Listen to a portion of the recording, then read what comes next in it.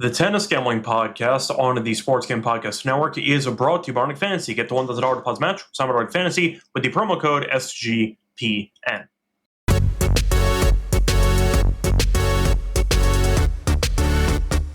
And welcome, everybody, to the Tennis Game Podcast here on the Sports Game Podcast Network. It is currently Saturday, July 5th, around 8:30 p.m. Eastern Time. I'm your host, Reichel, once again going solo for this pod. Time to get into the breakdown of the fourth round in Wimbledon. On the men's side, we're going to break down the matches taking place on Sunday and Monday. For that, though, a reminder, you can help support the show by leaving a like and subscribing to the YouTube channel and the video here. Also, a reminder, check out the actual podcast on Spotify or Apple. Don't forget to leave a rating and a review to help the show grow. So if you want the podcast audio format only, you can find that on Spotify or Apple. Don't forget to leave a rating and a review. And if you're on YouTube, first of all, hopefully you've enjoyed the content, and hopefully you've been hitting the like and subscribe button. But either way, hopefully you do enjoy the show.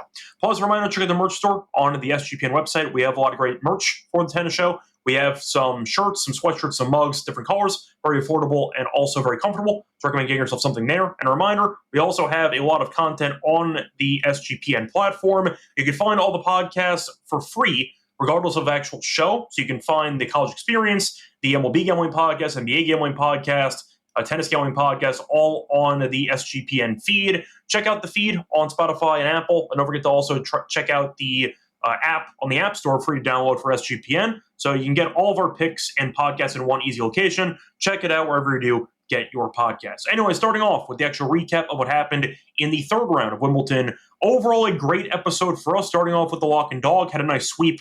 For the lock, we had a two-pick parlay. We had Djokovic under half a tiebreak, parlayed with de Minaur money line against Holmgren at minus 130. Never in doubt, de Minaur did win in straight sets easily, and you saw Djokovic dominate. Once he got the break into the middle of that first set, he coasted and eventually did win in straight sets. So never in doubt, nice win there for the lock with the bankroll builder parlay. For the dog, nice win, bit of a sweat, but still got there. We had Fritz to win against Fokina, and we also had the both players win a set combo at plus 132. Fritz should have won in straight sets. He had not been broken in the entire match, serving for the match, and he got broken. And then Fokina eventually did win the tiebreak in the third set. Then Fritz killed him in the fourth. But either way, nice job by Fokina to fight on our behalf to help cash us the play here. So once again, Fritz to win and both players won a set. Worked out as Fritz did win in four, and that cashed at plus 132. So once again, a very good overall episode, and we'll try to keep rolling here for the fourth round. Moving on to the actual recap, though, of the third round in a bit more detail. Starting off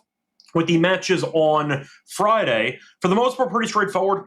You had two three-set marathons. One was a continuation, though. One was the Fucsovics and Monfils match. That was a continuation, which she ended up winning in 5 sets. So that was not really a 5-setter on Friday. That was the 5th set only on Friday. But nice comeback there by Fucsovics. Didn't matter in the end, as he lost to Shelton. I'll get to that in a second. Shelton beat Chikata in straight sets. Saw Fritz win in 4 against Fokina. Rublev won against Manarino. We thought he would. Saw Nori beat Bellucci in straight sets. You saw Thompson beat Darderi. So the guy who looked extremely injured a couple rounds ago is still alive. So it seems like his injuries were greatly exaggerated. But either way, nice job by Thompson to win in 4. You saw Majcik beat Rinderknech in 3 sets. Not surprising. Rinderknech had a couple of 5-set marathons, and it felt like he ran out of gas. Nice win there, though, by Majcik. Saw Jari beat Fonseca in 4 sets. Fonseca had a bunch of chances in that 4th set, and he just kept fumbling it. Jari served very well and eventually did win the tiebreak. So Fonseca had some chances, didn't work out, and eventually did lose in 4. Khachanov pulled off a massive comeback there in the 5th set against Borges as he was down 5-2 in the final set. Only one break, though. Borges choked. You saw Khachanov eventually get a lead in the mini breaker, or I should say in the super breaker, and he eventually did win that one 10-8. So nice job by Khachanov surviving. Rough loss, though, for Borges, who was serving for the match and choked. But either way, nice job by Khachanov to stay alive and to win in 5.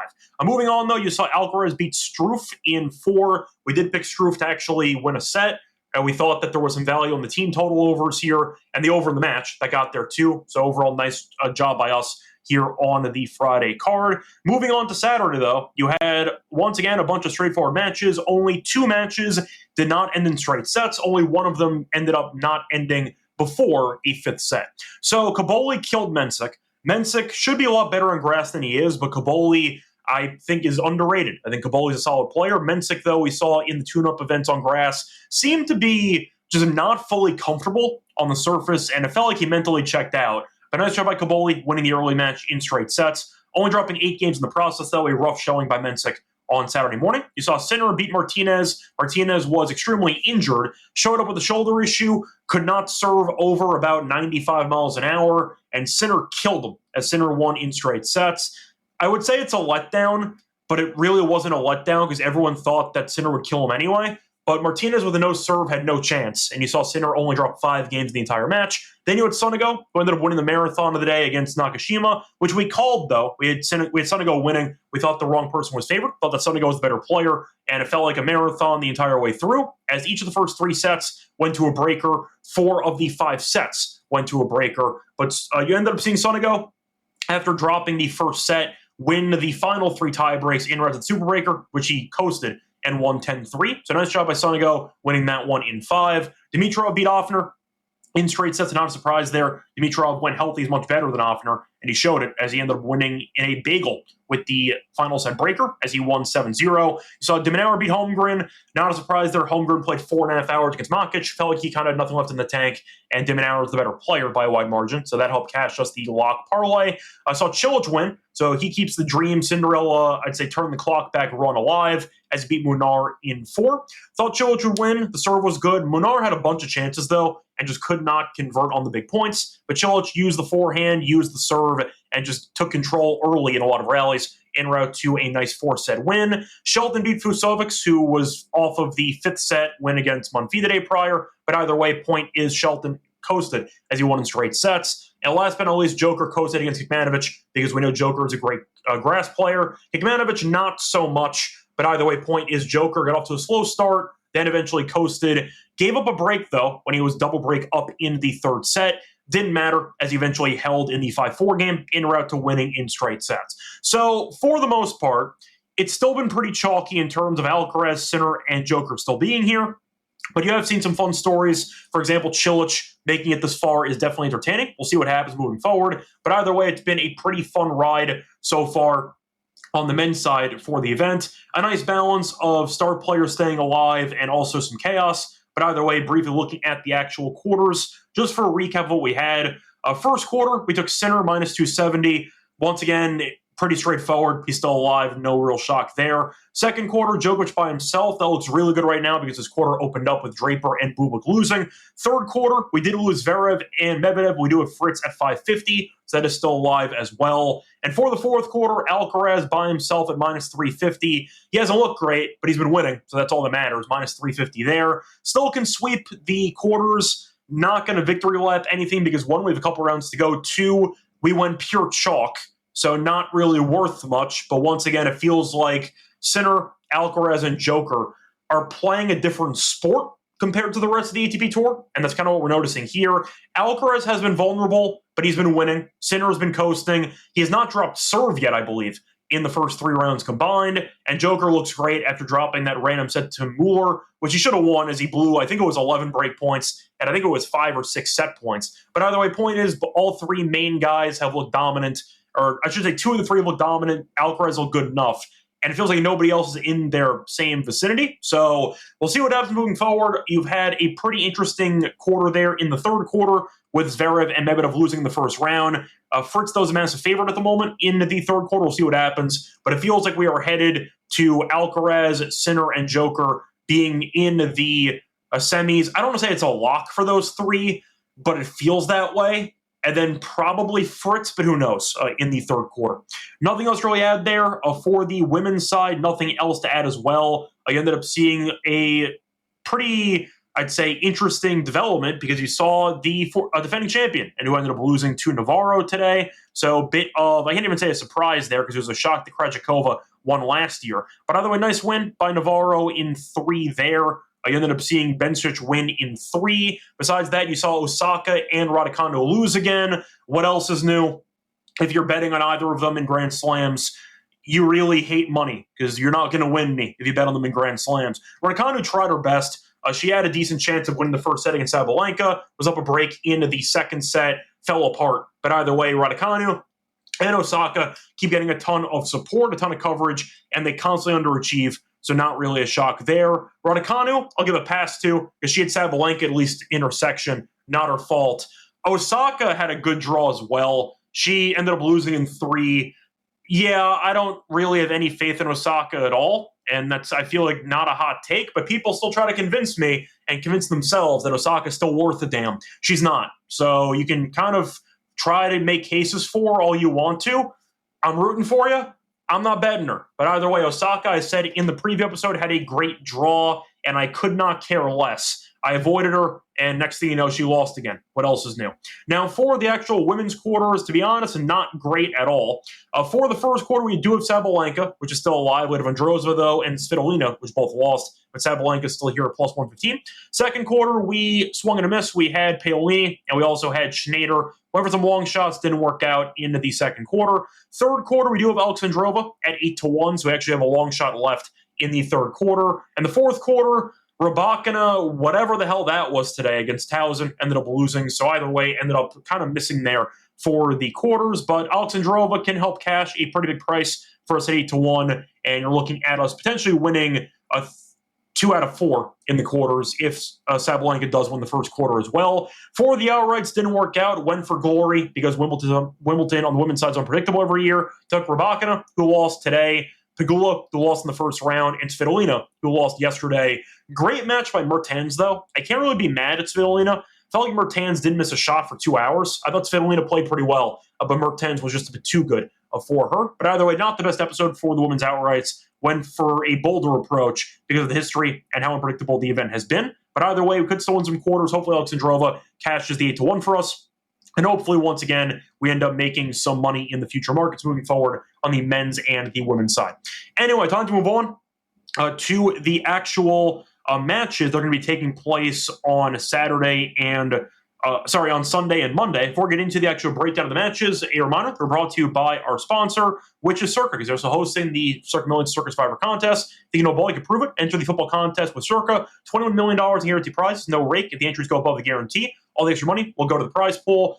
Circa Millions, the way it works, pick 5 teams ATS each week, or go for the ultimate sweat, Circa Survivor, also a Circa Grandissimo Survivor, a 100K entry Survivor contest. Must register in person at Circa Sportsbook in Las Vegas. And a reminder, sign up in Vegas and play from anywhere with the help of SGPN's official proxy. Go to footballcontest.com, use the code SGP to get $50 off your proxy fees. We're also brought to you by MyBookie, because they're available a ton of locations. Use crypto for deposits and fast payouts. A reminder, you can also use it to bet on WNBA, bet on baseball, bet on Wimbledon, bet on golf, you name it. They're also available in, once again, a ton of locations, and you can also use the promo code SGPN when you sign up to get 100% off the match up to 1K. Terms and conditions apply with the G promo code SGPN. Welcome back, everyone, to the Tennis Scam Podcast. Went through the recap of what happened in the third round. Time to move on into the fourth round here in Wimbledon. So moving on to the fourth round here. Should be a fun one. Starting off with the first collection of matches here on Sunday. First, we're going to talk about a matchup between Fritz and Thompson. Now, for this one, Fritz is a massive favorite. You could argue bigger than you'd expect, but to be honest, he is ranked in the top 15, and Thompson is not, so not a surprise. Fritz is minus 670. Feels a bit steep, though. You could argue maybe minus 400, minus 500 sounds right, but still, he would be a massive favorite regardless. Now, Thompson plus 450, the spread minus 5.5. And for the over-under, I see 37.5 games. And for the head-to-head, faced off a couple times, and it has been competitive to some degree. Thompson did beat Fritz in the grass meeting last year. Faced off in London, and Thompson did win 6-4, 6-3, dominated. So we'll see how this grass meeting goes. The first 2 meetings, Fritz did win. One was competitive, though. Beat him in Acapulco 2017 in 3. 2017, though, very dated. You can kind of toss it out. Faced off in D.C. in 2023, and Fritz did win that one in straight sets, 6-3, 6-3. So I do think for the actual path so far, Fritz has been really good. Did drop a set to Fokina. Shout out to him, because we needed that for the dog to cash. But Fritz has been looking really good. Now, he had a couple of close calls, beating Perricard in 5 and beating Diallo in 5. Perricard, though, is a dangerous server, most dangerous server on tour. That makes sense. You're looking at Diallo being a good grass player, won a grass title a couple weeks ago. So Fritz had a really tough path, made it through, beat Fokina, though, in what should have been 3 sets, but in 4. For Thompson, he's been good as well. He had a close call in the first 2 rounds, beating Capriva in 5 and beating Bonzi in 5, then beat Darderi in 4. He's also in doubles with Herbert, so a lot of overall tennis for a guy that's allegedly injured, so keep that in mind. I think Fritz should win. The question is, do I think he wins comfortably, or do I want to go with the over? Because if I am picking a potential four-setter, I'll go with the over, because it's at 37.5, and you're probably looking at what should be either a breaker in there or a bunch of 6-4s, because both guys can serve pretty well. I like the over in this one. I think you're looking at what should be at least one close set. The over 3.5 sets is minus 134. I'm kind of intrigued by that. I do think that Thompson can definitely win a set. And I do think that, once again, with 37.5, in theory, you don't even need 4 sets. You could actually win if you end up getting a couple breakers and you end up getting a 7-5, for example. Couple ways to get there in theory. But I do think, for the sake of this actual matchup, I'm going to give Thompson some, I'd say, respect. I do think Fritz is going to win. Do I think he dominates? Not really. I think Thompson's good enough on grass to frustrate Fritz. He'll shorten points to come to the net, and I do think that can work to his benefit. Fritz should win. But I see Fritz fumbling a set. He has in every round so far in the tournament. So why would I assume he's not going to in the 4th match here in the event for him? So give me Fritz to win in 4 if I had to go for an exact outcome here. If you want to go for Fritz to win and both players want to set the repeat of our dog play, you can do that as well. I'm looking at the best price available for that prop. You can find that prop available at around, pulling it up right now. You can find that at plus 134. I like it. I think Thompson wins a set and then loses in 4. That's my thoughts for that one. I see a question for Fritz and Thompson by Rex asking if he thinks that there's some value on the under after tiebreak at plus 195. I don't mind it per se. I mean, Fritz has actually been turning pretty well so far in the event, but I think there will be a breaker. But plus 195, I think you could argue that price is actually pretty large. I would probably have the under probably closer to like plus 150, give or take. I think 195 has some value. There might be a breaker in there, but if you want to swing for it, I don't mind the swing. I'll put it that way, but I'll stay away from that prop personally. I see Gojo disagreeing, though, about Fritz. Fritz is scary at 3-0, but he feels like Thompson won't take a set. Maybe Thompson has taken a set off him, 1 straight sets in grass, though, last year. So you could argue that Thompson does have a certain familiarity on grass that can frustrate Fritz over the course of a set. Fritz, though, seems to mentally check out for about 10 minutes in each match. That could be enough for Thompson to steal one. For value, I'll go with the over in the match. I think Fritz still wins, but either way, it's my thoughts on that one. Moving on to the next matchup we're going to talk about. You have a matchup between Jari and Nori. Not the matchup we expected here in the 4th round. And for this one, Nori's a slight favorite of about minus 120. Jari's about minus 107. For the spread, minus 1.5 for Nori, plus 1.5 for Jari. The over-under's at 41.5. Now, it's pretty fitting these guys are against each other because they play in completely opposite ways. Nori is a rallier, does not have a good serve at all, and Jari serves bombs, bunch of errors, and we'll see what happens here. Faced off twice, though. No meetings within the last 6 years, basically. Faced off in Miami, 2018. Jari won in straight sets. Faced off in Rome, 2019 on clay. Nori won in 3. Do I care? No. Long time ago, not on grass. Who cares? Now, for Jari, he had a very solid run through qualifying. Did not drop a set. Beat Rune in 5, his first ever 5th set win before. Beat Tien in straight sets and beat Fonseca in 4. For Nori, though, he had a very nice draw in the last round as Bellucci, I know, can be dangerous. There's supposed to be Leheshka, but either way, Nori coasted to a nice, easy win. Beat Tiafoe and beat Agut. 2 similar players stylistically. You'd argue all 3 of them are similar stylistically, except Bellucci is a lefty. But Jari is a very unique challenge. Very tall, massive serves. Will try to shorten points. Nori will do the opposite. Will try to extend points, try to use the home crowd advantage to outlast Jari, and you're hoping that he can get the job done in this one, or at least he is. Now, for the value itself, I do think that Nori should be the favorite because he has made a semi before here. He's also, of course, getting crowd support. Jari, though, is dangerous. I think Jari can easily win a set by not breaking because the serve is so good. If you want to go for a Nori team total, I don't mind that. I mean, the over 3.5 sets is minus 240, and you're assuming Nori should hold serve more often than not because Jari is not a good returner at all. I think I'll make the case for Nori. I don't feel great about it, but I might run back the play I said before, which is the favorite to win, both players to win a set. If you want to go for that approach, you can find Nori and both players win a set at around, that's about plus 182. I like the price on that one. So I'll go with that as my main thought. Give me Nori to win and both players win a set at around plus 184 or plus 182 as my thoughts for that one. Moving on to the next matchup, you have Rublev against Alcaraz.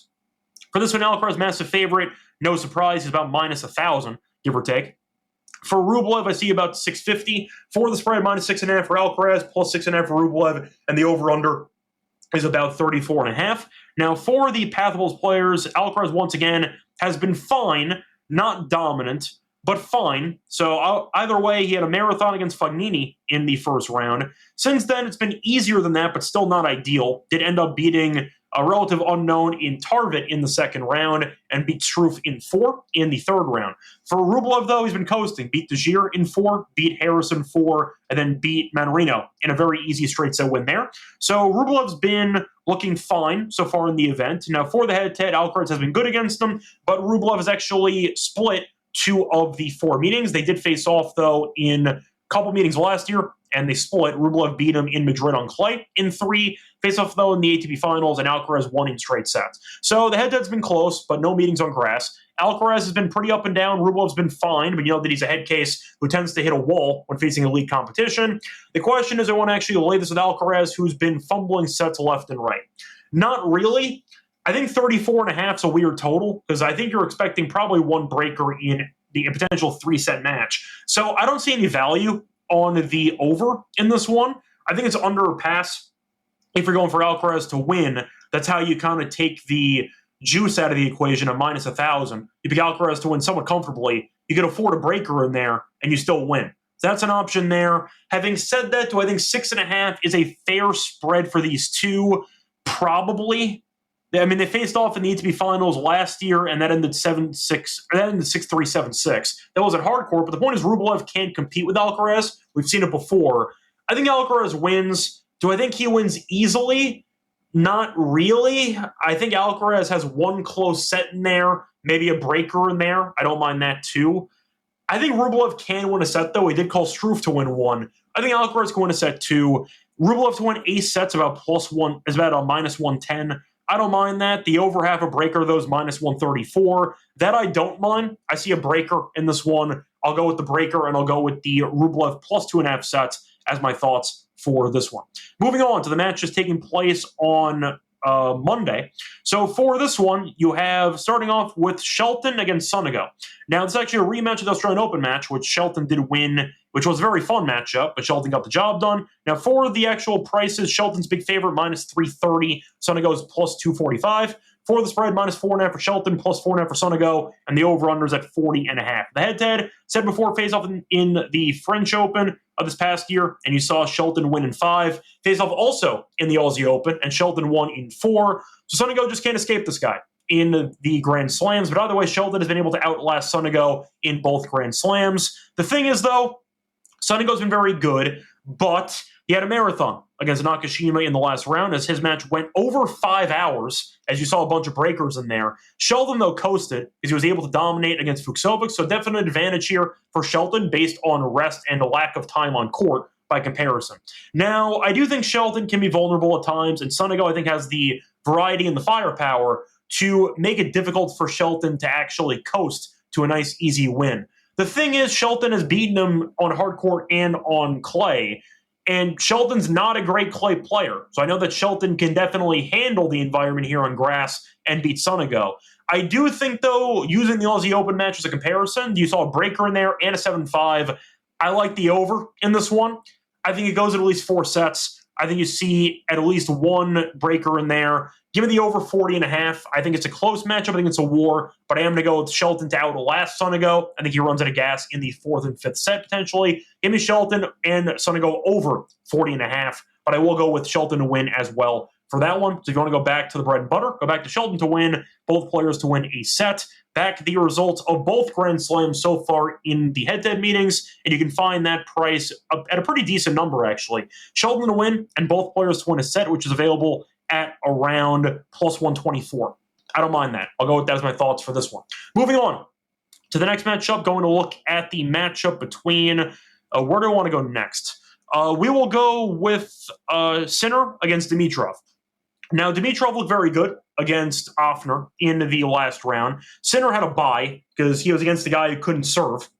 He's minus 2,000. Dimitrov's plus 1050, basically. For the spread, minus 7.5 for Shelton, plus 7.5 for Dimitrov, and the over-under is at 32.5. Now, for the head-to-head meetings, they faced off before in the French Open. last year, and Sinner killed him in straight sets. Fits in Miami, Sinner won in straight sets. That was the title match in Miami. He coasted Beijing. Sinner won in 3. Sinner also won in Miami 2023, and Dimitrov won the first meeting in Rome 2020 in 3. So every meeting within the last 2 years, Sinner's won, only dropping 1 set out of the 9 sets. So it has been very lopsided. Now, Sinner, I said before, has had an easy path, beating Nardi, beating Vukic, and beating Martinez in the 3 rounds of not dropping serve and not dropping a set. For Dimitrov, he has dropped 1 set so far, beat Nishioka in straight sets, beat Mutet, nice win there, competitive 4 sets, and beat Offner in 3. So, look, I think Sinner's going to win, obviously. Question is, will Dimitrov make it competitive? I think he'll make at least 1 set competitive. Sinner, you could argue, was taking his foot off the gas because he was against an injured opponent and he felt bad. But I thought Sinner looked a little bit out of sorts to some degree, in that second set especially. He did win the 2 of the 3 sets 6-1. The unforced errors, though, were alarming, and Dimitrov, I think, can make it difficult for Sinner. But I do think the slice will play well here on grass. Sinner might ramp up the level against a good opponent here. But I think Dimitrov can actually hang in there. I think that this is going to be a closer match than expected. I think Sinner does win. I don't mind the games, though, at 7.5. Sinner could win a very straightforward match, 6-4, 6-4, 6-3. Straightforward, Sinner wins, never in doubt, 7 games. That means Dimitrov's still covered. So I do think that 7.5 feels pretty high. I think that there's a couple ways to get there. Dimitrov wins a set, you feel like you're in good shape. Give me Dimitrov, actually, plus the 7.5. Think Sinner wins, but it's a lot of games against a pretty, in my opinion, disrespected opponent here. And Dimitrov has looked good despite being injured the entire season. He dropped 1 set, killed Offner, and he beat Mutet, which is a good win there. Give Dimitrov plus 7.5 games in what should be a loss to Sinner, but I do think Dimitrov has some value for the sets, for the actual game spread for this one. Moving on to the last match we're going to talk about, we're going to look at the matchup between Cilic and Cobolli. Once again, a matchup you didn't expect to see in the 4th round. Now, Cilic has been serving bombs in the event so far, and he's about minus 110, give or take. Cobolli, same price, so joint. I'd say it's split line here, but you are looking at what should be a fun matchup. Now, looking at the actual over-under, 39.5 games, you're looking at some juice to the over, though, as it's minus 121. The under is minus 107. Now, for the head-to-head, faced off 2 times. Cobolli beat him in the French Open this year, actually, in straight sets. Beat him Newmog on clay in 2023. Now, Cilic has been playing well. Ended up beating Calignon, ended up beating Draper in 4, and beat Munar in 4. Cobolli, though, has been rolling so far in the event, not dropping a set yet. Beat a relative unknown in the first round in Zukayev in straight sets, beat Pennington Jones in straight sets, and beat Mensik easily in straight sets. Now, I know it's not a fair comp because Cilic is much more comfortable on grass than Mensik. You can argue similar type of opponent, big serve, big forehand, but Mensik, of course, has been in worse form on grass. The argument, though, is that Cobolli coasting against Mensik might actually be a good omen for him against Cilic. I think everyone's going to pick Cilic in this one because he's better on grass, former finalist, and of course it's a fun story because he has been injured constantly, won a title at the end of last year, got injured again, and he's been working the comeback trail in the challengers. He's been great. I'm aware of it. Having said that, I think I am going to go Cobolli in this one. He has not dropped a set yet. I think that his game can give Cilic problems. Cilic was able to win against Munar. There were a couple of really dicey service games, and I felt like it was a lot of, I'd say, wasted opportunities for Munar, who just kept blowing opportunity in a lot of service games. To mention the actual stats for the matchup against Munar by comparison, by the way. So Cilic, I said before, 1 in 4. However, Cilic did have to face the same amount of break points that Munar did, and Munar only broke twice out of 8 attempts. Now, Cilic only won 73% of his second serve points. So first serve percentage could be massive in this matchup, but for the actual value, I think I am going to go with Cobolli here. I think Cobolli's been good. I think Cilic might run out of gas if it goes to 4 or 5 sets, probably 5 in theory. I don't mind the over, but I think Cobolli can be very dangerous. I think I am going to go with him for this one. I love Cilic. I'm rooting for him, but I do think you're looking at a spot where Cobolli should make life difficult for the older player. I think there's value in this spot. And that's going to wrap it up, though, for the actual matches. Time to move on into the Lock and Dog picks. One of that, the reminder, they're brought to you by our sponsor, which is, of course, once again, Underdog Fantasy. Because they were doing Best Ball Mania, which is happening all summer long, giving away $15 million in prizes, winning $2 million for first place. No waiver wire, no arguments, just trades. No arguments about trades. Best Ball is the best way to play fantasy football. It's also a great place to play Pick'em if you want to try Underdog. When you sign up for your new account, use code SGPN. You get a special pick and every time that offer up to $1K in bonus cash. A fantasy promo code SGPN. We're also brought to you by Rhythm because they have power trends now, game-changing feature, edit the patterns. Rhythm's models will tell you which props to bet on. They have a high ROI as well. Power trends are updated every day, or exclusive to Rhythm, and you can also use them for clean data-backed picks. Download the app, check out power trends, start betting smarter. And also a reminder, you try the platform for a week for free by using the link. Go to sportsgamble.com/rhythm to get your 7-day free trial. Welcome back, everyone, to the Tennis Game Podcast. Finished going through the matches for the fourth round. Time to move on into the lock and dog picks. I did skip 2 matches intentionally because I was going to save them for the end of the show. Skip the Djokovic match against de Minaur, and I skipped the Khachanov match against Micic. For the lock, I'm going to go de Minaur team total under 17.5 at -113. Djokovic has been amazing the last 2 rounds especially, and he has been dominant. Now, de Minaur has been good too. However, he's faced nobody in the event. Beat Baena, beat Kaza, and beat Holmgren.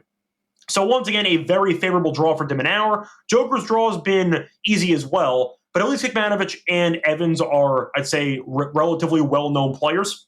Baena is known as a clay specialist. We know that Evans can be dangerous on grass with the slice. Joker killed him, and Kekmanovic has been a decent grass player, not amazing, but he's got a decent serve, which can translate well to grass. But for the sake of comparing the actual paths, I think we'd agree that Joker's path has been harder than de Minaur's, and you're looking at Joker being arguably the best Wimbledon player of all time, so he's comfortable on the courts here on grass. He's also owned the head-to-head. They've had 7 career sets. De Minaur's never won one of them. Djokovic has won 7 career sets. So you're looking at Joker, who's owned the head-to-head. He kills de Minaur every time they play against each other. And you're looking at de Minaur's team total being very high at 17.5.